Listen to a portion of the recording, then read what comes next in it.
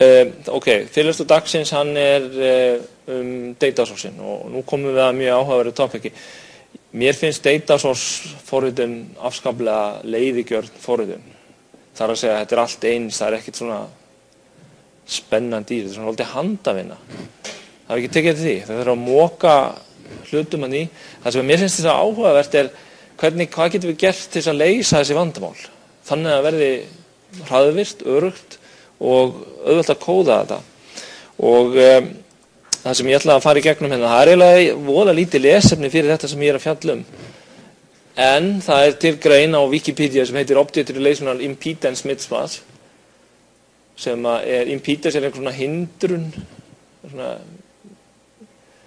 og óleiðni eitthvað svona, eins og síðan hérna nokkur munstur sem koma inn. Ef þið horfið á þessi munstur, þá þetta tvö munstur sem svona hjálparmunstur.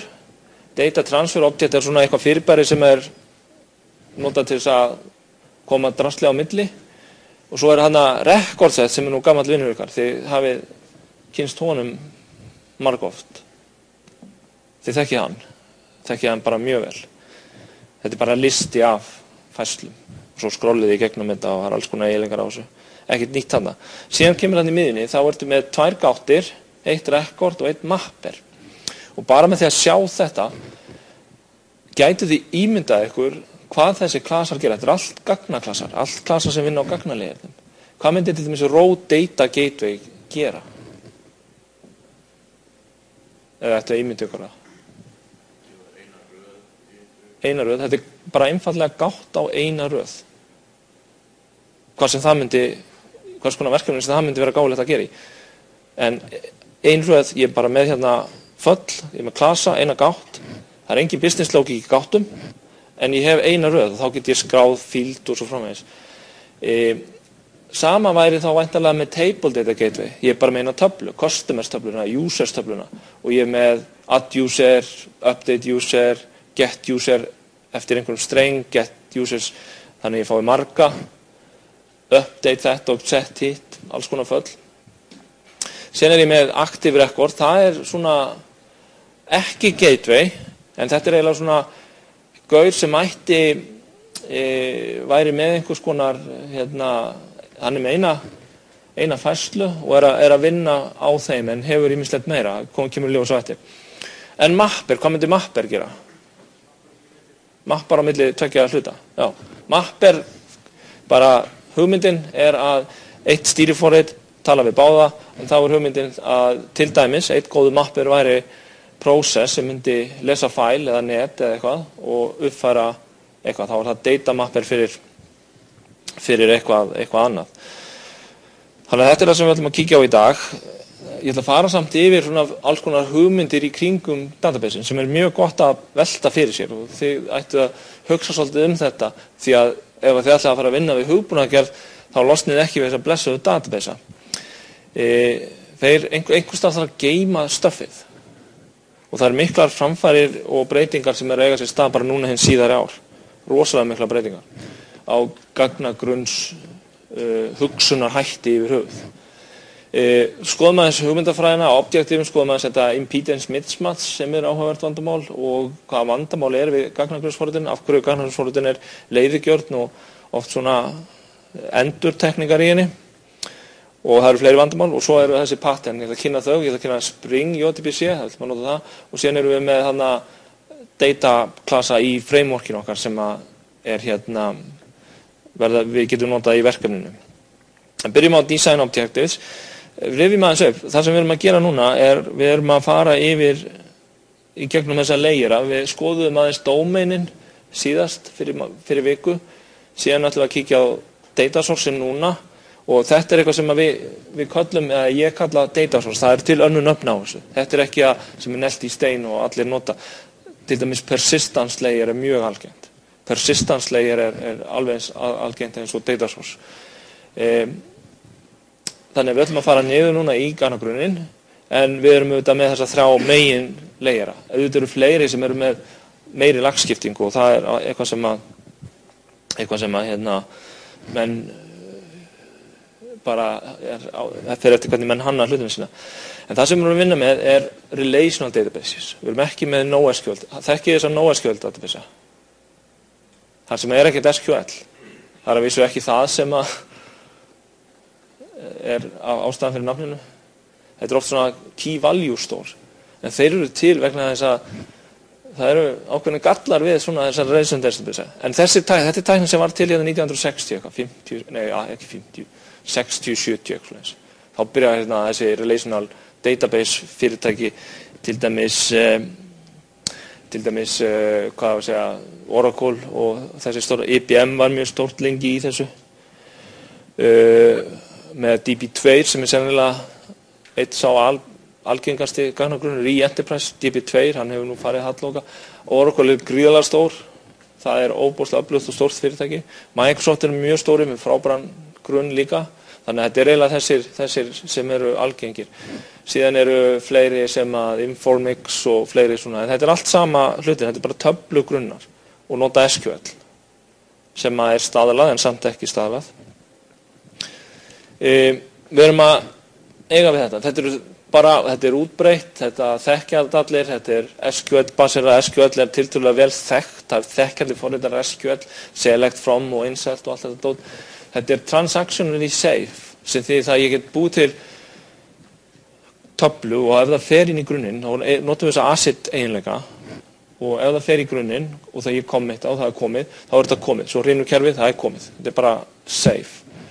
Og þetta gerir svolítið erfitt þeim sem eru aldir upp í þessu módeli að fatta aðra tegundir af gagnagrunnum.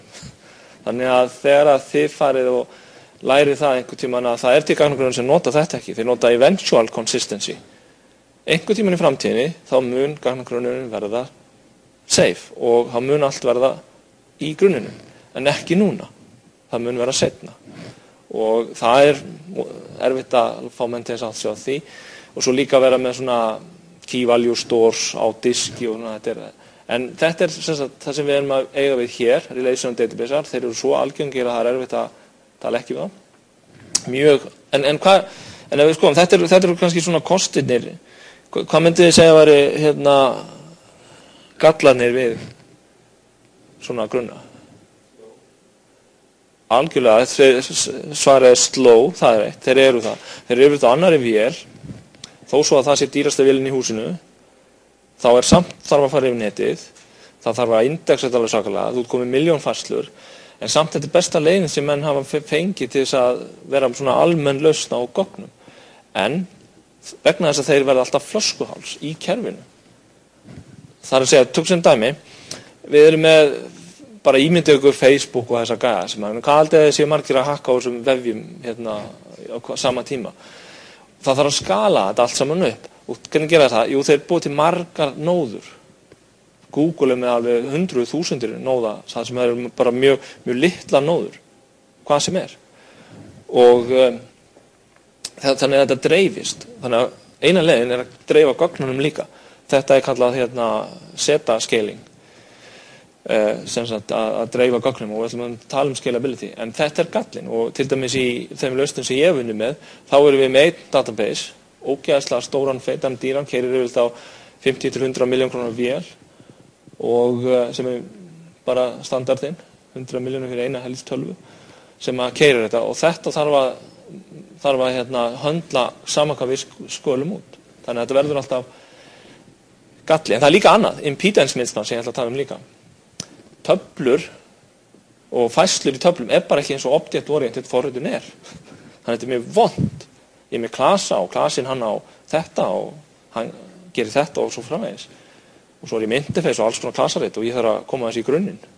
Þannig ég þarf að snúa gögnunum einhvern veginn við.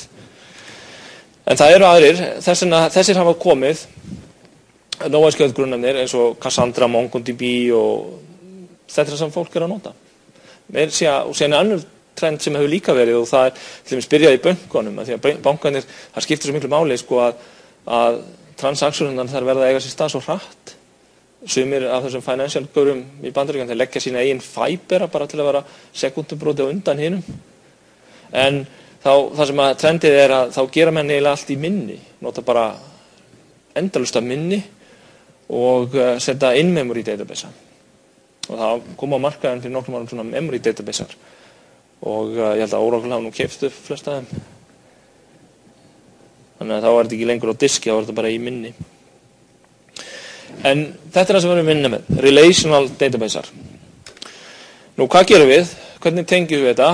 Þetta standardinn, við erum þannig með forrit sem hérna, kassinn lengst til vinstri og það vantar einhver gögn og þá notum við þessa database klassa sem við ætlum að búa til og hann talar einhver driver og sem talar við databasein, þannig að það alltaf einhvern svona driver og hér fyrir nokkrum árum þá var þessi driver í ansi miklu fyrirferða miklu hlutverki, það tekur svolítið mikið að tala við gagnavegum, það þarf svolítið mikið en sem betur fyrir svona levelin hækkar aðeins og eitt sem ég glemdi að minnast þegar við vorum hér á þessari glæru, menn fannir að nota miklu meira svona object relation mappera sem að ég ætla að tala um föstudaginn, en þá það bara þannig að ég er með einhver töflu í grunni, þetta er customer tablan og það er username, name, first name, last name og allt þetta dót, svo er ég með klasa hérna og hann er með það sama.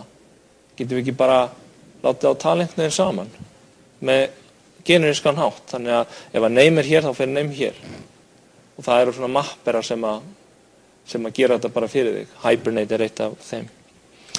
En þetta er semst leiðin og svo notum við SQL málið til þess að sækja og svo framvegis. Þannig að alltaf með hvernig database þá fylgir svona driverar sem þarf að redda driverum og svona, en sem betur fer eins og ég segi þá er þetta nú orðið frekar einfalt. Og þetta SQL mál sem að það er staðall en það er samt ekki staðall. Það er bara Oracle SQL og Microsoft SQL eru bara alls ekki eins en ef þú ert með einfalda select skipun þá myndi hún væntanlega líta eins út en það er alls konar funksjónir í grunnanum líka.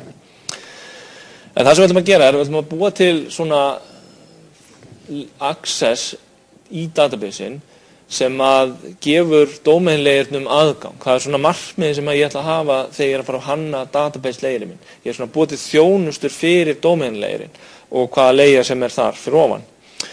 En til þess að gera það, þá þurfum við að hafa tvennt, það er alltaf svona tvennt sem maður þarf að hafa í hugið þessu. Þú ætti að vera með óbúslega góðan performance og þú ætti að passa að gögnin séu alveg 100% rétt. Og þetta er alls ekki auðvelt. Að fá hraða í svona kerfi, eina leiðin til þess að ná því, það er að gera mælingar, bara test, load test og síðan tuna, setja indexa hér og þar. Bara mæla og indexa. Eða setja, síðan er líka annað sem að gera í svona lausnum er að kassa hlutina, segjum ég þurfa að sækja sama dótið, bara eitt rosalega gott dæmi þegar við vorum að gera lengjuna hérna í fyrsta skipti fyrir danska lotteríið, lengjan þið vitið, þetta er bara 80 til 100 lið, var að sækja þetta allt, það er alltaf sömu gögnin. Þannig að þau breytist ekki í viku, en kröfunar var þær að við máttum ekki kassa þessu. Og við bara skildum ekki okkur, við máttum ekki kassa þessu, en það var hérna, ef það skildi breytast, það breytist rosalega lítið. Og þá hönnuðum við það sem við köllum svona event-driven cache. Þannig að við getum kassa þessu drasli, bara í minni, svo kemur request, þá bara er þetta komið. Við máttum við ekki kassa það innan í nokkra mínútur, en það er allt í lagi. Það er gríðarlega performance munur á þessu. En það sem við gerðum var það, ef það kemur breyting, þá drepum við gögnin, þannig að þau verða sótt aftur. Þannig að cache er eitthvað sem er alveg gríðarlega mikilvægt í þessu. En síðan eru nokkur svona atriði sem eru svona, hvað við segja, þetta er svona göfug markmið, database independence, sumir hafa það eins og til dæmis við reynum að vera database independence, en bara, come on, það er ekki hægt. Þú ert alltaf með, velur alltaf grunna. Við erum með Oracle og Microsoft SQL server og sennilega hættum við með Microsoft SQL server, við höfum bara einn. Og síðan erum við líka með MySQL af því að hann er ódýrari og hugsaðum hann svona fyrir, hann er gefinn sko, sænskt pródúkt ef ég man rétt, sem að þú getur sótt og hérna notað og hann er alveg industrial strength góður, það er ekkert að honum en stóru fyrirtækin þau svona forðast hann nema í svona einhverja logga og annars slíkt. Oracle hefur svona þennan gamla stimpil á sér að það er alltaf örugt sko, það verður engin rekinn fyrir að velja Oracle þó að kosti mikið. En við þurfum líka að geta að maintaina þessu, databasein hann mun breytast, það er mjög erfitt að koma í veg fyrir það. Þess vegna er svo gott að hugsa þetta þannig að við setjum einhvern APA ofan á þetta sem að notaður til þess að geyma ef að breytingarnar þurfa ekki að fara upp, þá þá þarf ekki að breyta apanum. En oft það eitthvað sem þarf að gera. En síðan þetta Object Relational Impedance Mismatch. Þetta sem sagt fyrirbæri sem útskýrt sem þannig að ég hérna með klasana mína, klasa og allt þetta dót. Venslin þar á milli, því ég með erðir og alls konar. Og síðan ég með allt annað þarna, töflur, view, store procedures og primary key og alls konar relationship. Og til dæmis ef ég með hérna einhverja færslu sem userinn á, þá get ég verið með user með einhverja bara klasa, hann á kannski lista af einhverju dóti, þá það bara í users-klasanum sem dæmi, ef við myndum hanna það þannig. Hérna myndi ég eins og að vera með bara einhverja lykla sem vísa á hvaða user á þetta dót. Allt í sama híti og svo vísað í userinn. Þannig að við tengjum þetta öðruvísi saman. Og þetta gerir það verkum að database-forritun svona mokstur á gögnum frá einu formati yfir í annað. Svo hafa menn reynt að koma með hvað að kalla svona object-oriented database, þeir hafa aldrei flogið eitt eða neitt. En þetta eru sérst vandamálin. Objectin bara öðruvísi, það encapsulation, það accessibility, það private, public og eitthvað svoleiðis. Það interface, klasar, erðir, datatípurnar öðruvísi. Við erum með forritunarmál sem með einhverja datatípur, svo fyrir við í grunninn. Bara date algjört leiðinda fyrirbæri. Ég með date í Java eða C#, mjög nice klasar, svo að tróðis í grunninn bara einhver bolluða vesinn. Það varpaðis yfir eitthvað allt annað format. Sem betur fer hafa þessi forriti eins og Spring Frameworki, þau bara taka þetta pain í burtu. Og til þess að gera það, þá eru þeir bara með, ef Oracle, bara í kóðanum, if Oracle, þá bara open close principle í hennar algjörlega brotið. Bara ef það Oracle, þá gerum við þetta svona. Ef það Microsoft SQL server, þá ekki svona. Svo bara heldur það niður listan, alla database sem dettur í hug. Og síðan bara struktúrin ólíkur á töflu og klasa. Og þetta gerir það verkum að við þurfum svona að koma með einhverja ákveðna leiðir til þess að gera þessa vörpun. Nú það eru tvö önnur vandamál sem eru líka tengd databaseum og eitt þetta legacy problem. Bara eitt hérna sem ég get alveg sagt ykkur að gögn deyja yfirleitt ekki auðveldlega. Þau eru það sem þau lenda. Það rosalega erfitt að losna við gögn og færa þau á milli líka algjörlega rosalega erfitt. Það bara verðist vera svona. Þannig að það eitthvað svona klístur lím eitthvað í þessu. Það bara festist það sem þau eru. Við búum til gagnagrunn og þar skema, það bara hérna og það bara hana. Og það þýðir það að yfirleitt þá þegar maður kemur að svona verkefnum þá búið að skilgreina skema fyrir löngu síðan. Samkvæmt þeim tískusveiflum sem voru í gangi þá og með einhverjum stöðlum sem maður hættir að skilja. En þetta mjög algengt. Gögnin þau lifa yfirleitt margar applikasjónir af. Þegar kóðinn kemur og fer, internetið og nú farum við með mobile en samt eru gögn í einhverjum enterprise-kerfum sem eru búin að vera þar síðan 1970 í einhverjum kerfum. En það sem betur fer til leiðir til þess að flytja gögn á milli og data migration og svo framvegis. Hitt vandamáli það að databasear eru alveg óbúslega low level dot. Þetta horizontal fyrirbæri, þetta svona middleware. Við getum sagt hvað sem inn í það, þannig að þeir eru ekkert að hjálpa þér með eitt eða neitt, þeir geta ekki. Þannig að þetta bara low level.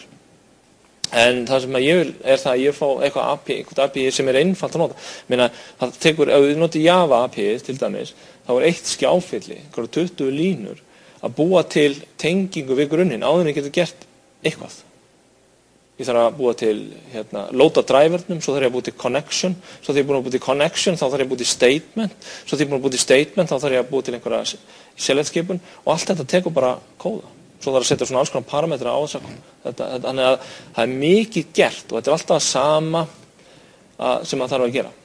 Þannig að usability bara notkunarmöguleikin, það að segja hversu auðvelt fyrir mig að nota þetta API og í allt sem tengir database það yfirleitt bara skelfilegt. En sem betur fer, Spring og svona þessi framework, þau hafa svona komið með usability hærra level. Þannig að við getum notað það, en þá erum við náttúrulega bara að fela eitthvað og það eru kostir og gallar við þetta allt saman. Svo getur verið buggar í þessum frameworkum eins og hvernig sem það virkar. En það er allavega eitt sem að maður ætti að gera er að vera ekki að forrita þessi framework sjálfur. En það er líka annað sem er galli, eða svona vandamál sem við eigum að glíma, og þetta er mannlegi þátturinn. Alltaf gott að koma með svona reynslusögur og bransanum. Sko, database-gaurinn, hann vil gera allt í database-num. Hann segir bara, heyrðu, ég get gert store procedure fyrir ykkur, bara leyst þetta vandamál. Kannski er þetta bara business logic vandamál sem að þú vilt ekki setja í grunninn, ekki koma nálægt honum, láta einhvern database-gaur sjá þetta, nei. En hann myndi segja, já, ég get gert þetta í grunninu, mjög lítið mál, tekur mig klukktíma. Þannig að, og svo líka, Java-forritin, já, ég get gert þetta bara í kóða. En kannski væri betra að gera þetta í store procedure, þetta ákveðna verkefni.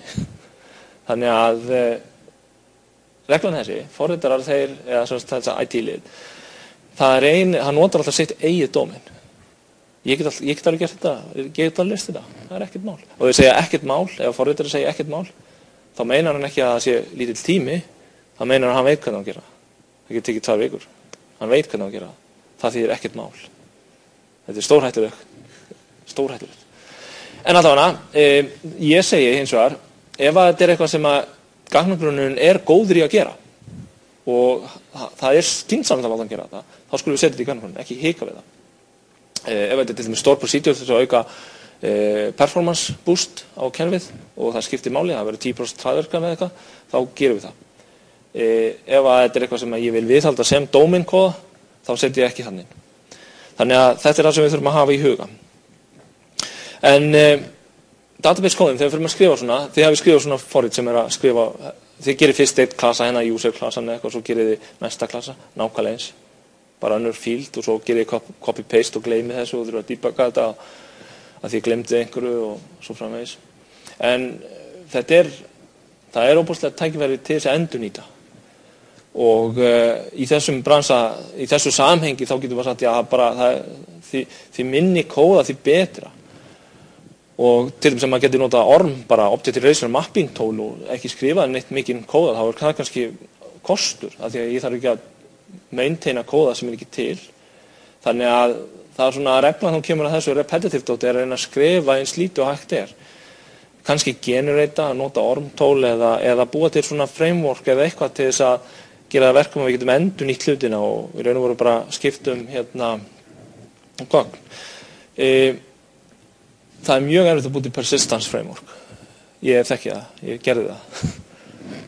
En þá var ekki til Hibernate eða Hibernate var til og vildi enginn, það treystiði mig, við treystiði mig ekki. Í dag treysti ég Hibernate og ég myndi ekki hika að nota til dæmis Hibernate eða eitthvað. JPA líka í Java og fleiri framework. Þannig að menn er ekki að skrifa sitt eigið persistence framework. Það er svolítið svona orðið glórulaust í dag.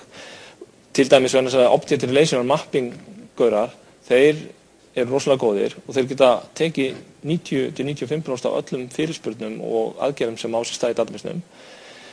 Og þeir útiloka ekki frá því að gera venjulegt select eða optimisera einhverja SQL-skipun sjálfur framhjá þeim. Þannig að það fær bara besta af báðu. Þá skulum við taka eitt quiz. Which of these statement is false? Data tends to stick where it lands. Database programming tends to be low level. Objects tend to map nicely to the database. Database programming tends to be repetitive.